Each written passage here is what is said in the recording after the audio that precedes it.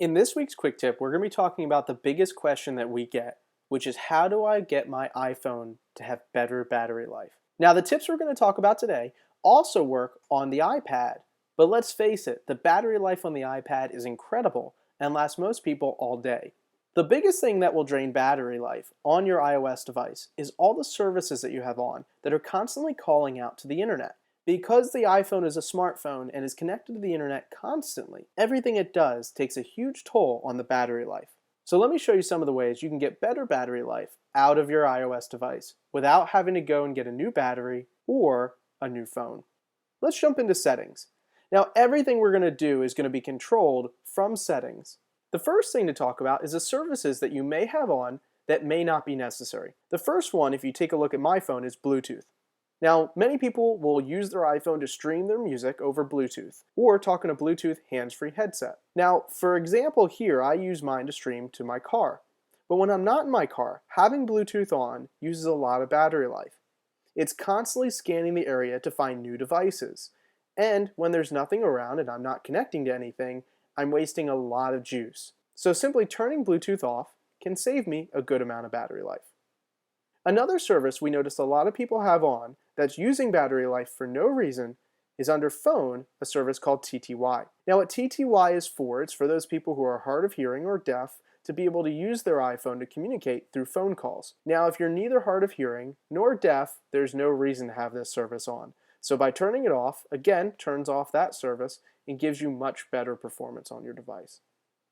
Another item that uses a lot of battery is brightness. If you think about it, all this device is one big display. So most of the energy that it uses is taken just to power that display.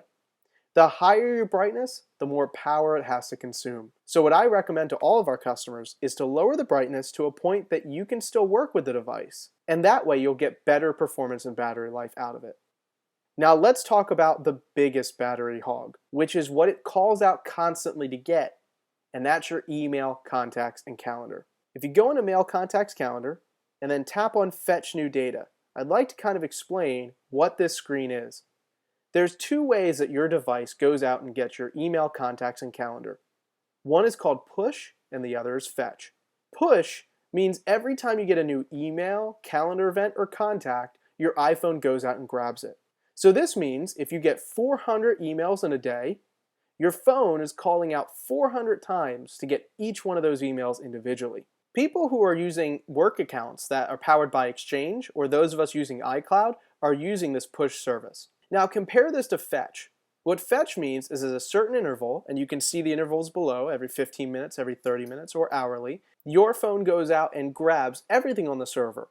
So you may get a whole bunch of emails, like 10 or 12 emails at once, rather than it calling out for each one individually. This saves a lot of battery life. Rather than every second it going out and getting new information, it's doing it at a certain interval. Now, of course, the longer the interval, like if you set it to an hour, the more battery life it's going to save. So a lot of people that I've worked with who are only getting about an hour or 2 hours of battery life on their iOS device, by simply turning off push, were able to extend that to 8 or 9 hours. Now, if you want to have a little bit more control, jump into the advanced option at the bottom.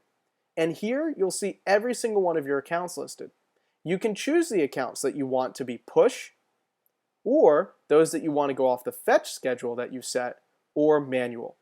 Now manual means that the only time it will go and get email is when you actually tap on the mail icon on your phone. This means you won't get notifications if your phone's just sitting in your pocket for an hour. But when you open it up and tap on the mail icon, all those emails will come flooding in.